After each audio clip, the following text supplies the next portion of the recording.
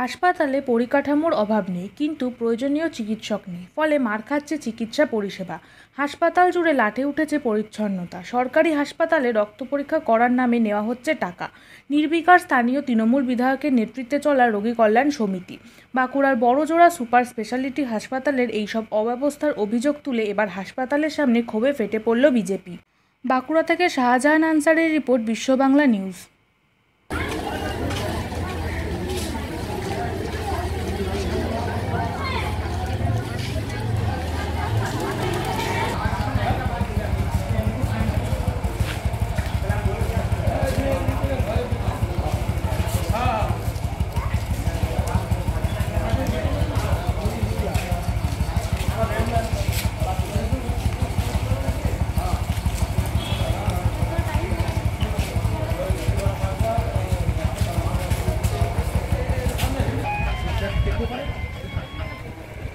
পার্টির রাস্তার সামনে একটা আছে।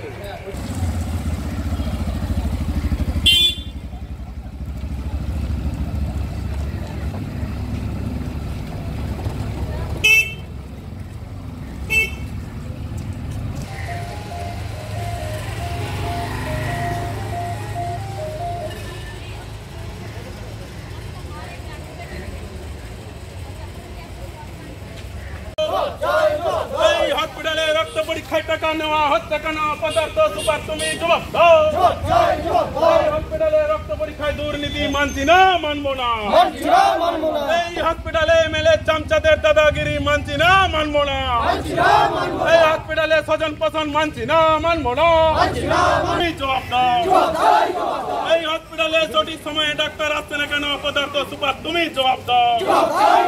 এই হসপিটালে সঠিক সময়ে নার্স আসছে না কেন? পদার্থ সুপার তুমি জবাব দাও। এই এমএলএ চামচাদের স্বজন পোষণ মানছি না, মানবো না। এই গরিব মানুষের স্বার্থে বিজেপি।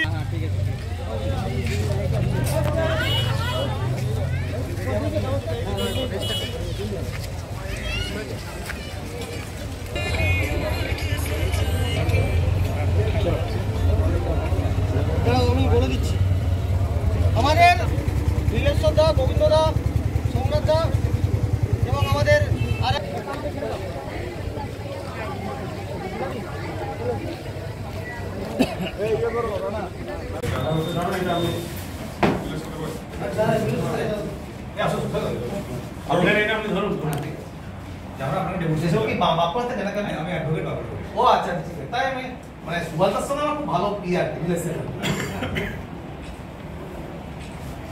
সুভাষদা বলো, তুই সোনা তুমি চাকরি করতে কেন যাচ্ছ? তুমি আমার এখানে কাজ করো। সুভাষদা দীর্ঘদিন ধরে দীর্ঘদিনের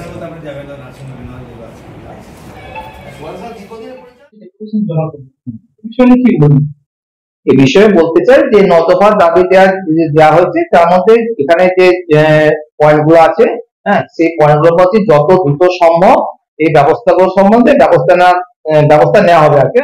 এবং যে দুটো কোশ্চেন আছে 3 নম্বর এবং 4 নম্বর, হসপিটালে শৌচালয়ের দুর্গন্ধ এবং পানীয় জলের অবস্থা, এটা নন মেডিকেল কোশ্চেন বলে এটা অ্যাসিস্ট্যান্ট সুপার স্যারকে এই ব্যাপারে উনি যথাযথ ব্যবস্থা নেওয়ার জন্য ওনাকে ব্যবস্থা করতে বলা হয়। হ্যাঁ, এখানে ডাক্তারবাবুদের অভাব যথেষ্ট পরিমাণ আছে। যতজন ডাক্তার থাকার দরকার সেইভাবে ডাক্তারবাবু এখানে নেই। সেই জন্য ডিএইচএস স্যারকে এই ব্যাপারে 26 তারিখে চিঠি করা হয়েছে। এখানে যথাযথভাবে ডাক্তারের ব্যবস্থা করার জন্য লিস্ট পাঠানো হয়েছে, আপনাদেরকে জানানো হচ্ছে ব্যাপারটা। মেডিসিনের ব্যাপারে এখানে যে স্কোর মেডিসিন এমআরএফ এর সাপ্লাই আছে সেই মেডিসিন ট্রিটমেন্ট করা সম্ভব হবে। যে ডিপার্টমেন্ট গুলো বন্ধ হয়েছে সেই ডিপার্টমেন্টের উপরে চিঠি করা হয়েছে, ডিপার্টমেন্ট যত দ্রুত সম্ভব চালু করার জন্য। হ্যাঁ স্যার,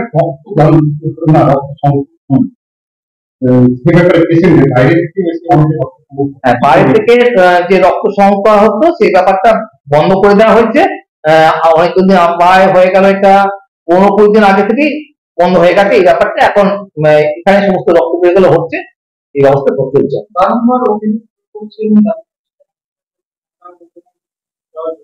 এটা ব্যাপারটা তো বললাম, এটা নন মেডিকেল পেশেন্টটা অ্যাসিস্ট্যান্ট সুপার নন মেডিকেল যিনি আছেন তিনি দেখবেন, তাকে জানানো হয়েছে তিনি যথাযথ ব্যবস্থা প্রসেসিং এর মধ্যে আছে। হ্যাঁ, যত দ্রুত সম্ভব ব্যবস্থা নেওয়া হবে।